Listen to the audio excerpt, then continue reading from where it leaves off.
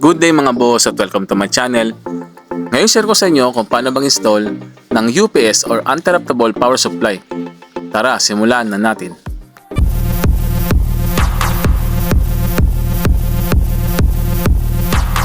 Mga boss, ang install po natin ay ang 1000 VA or 600 watts UPS na may ABR technology at surge protection na may 4 na universal outlet na may 65 minutes runtime backup battery.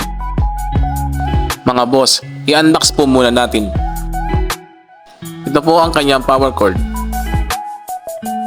Instructions manual. At UPS unit. Ito naman po ang kanyang power switch. 4 na universal outlet na may total na 600 watts. At slot para sa power cord. Huwag pong kalimutang itusok ang battery connector para gumana ang unit. Mga boss, gabit na po natin yung power cord.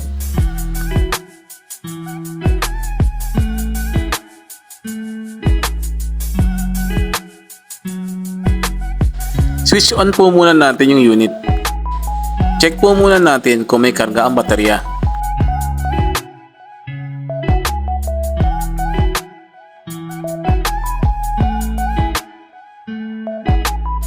Mga boss, nakakuha po tayo ng 238 volts. Ibig sabihin po ay may karga po ang baterya. Sakto lamang po ito kapag madalas ang brownout at fluctuation sa inyo. Meron pa po kayong 65 minutes bago tuluyang mawala ang supply ng kuryente.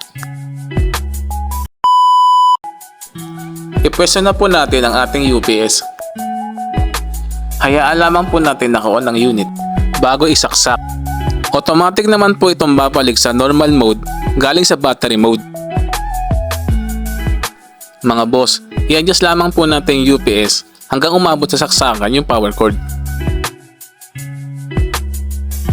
Okay na po mga boss, nakapeso na po ang ating UPS.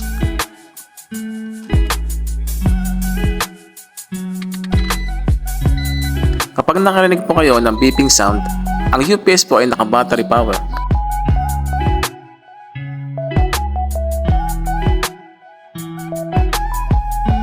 Ngayon po mga boss, i-plug na po natin.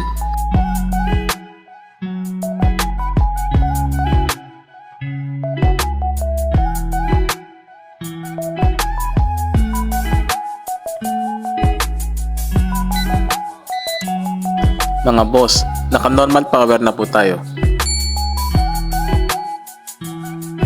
Kuha na po natin ng voltahe.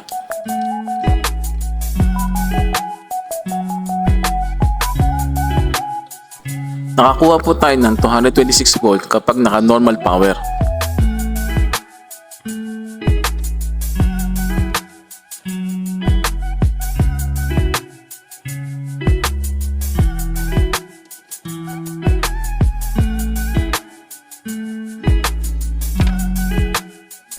Mga boss, try po ulit natin i-unplug.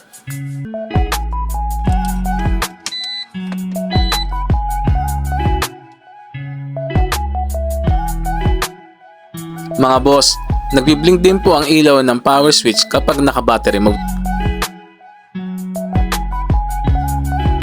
Mga boss, kuhaan ulit natin ng voltahe.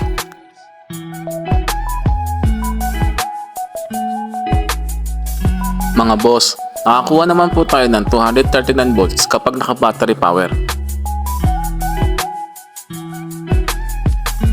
Mga boss, i-plug na po ulit natin.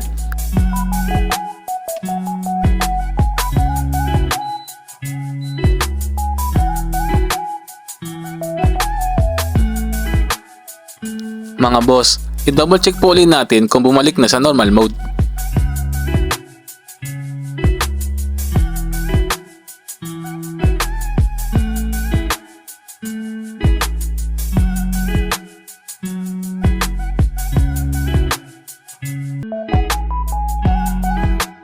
Mga boss, okay na po ito.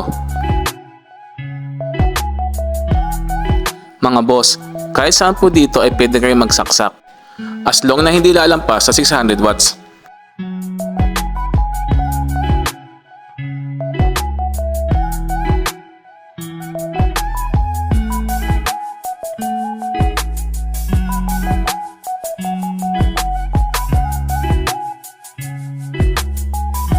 Mga boss, kung nagustuhan niyo po ang aking video, huwag niyo po sanang kalimutang mag-like, share, subscribe sa aking channel.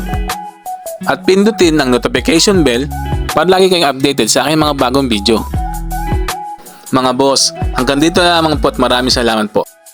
Boss, if you learned something on my video, make sure to like, share, and subscribe to my channel. See you on my next vlog. Thank you. Thanks for watching.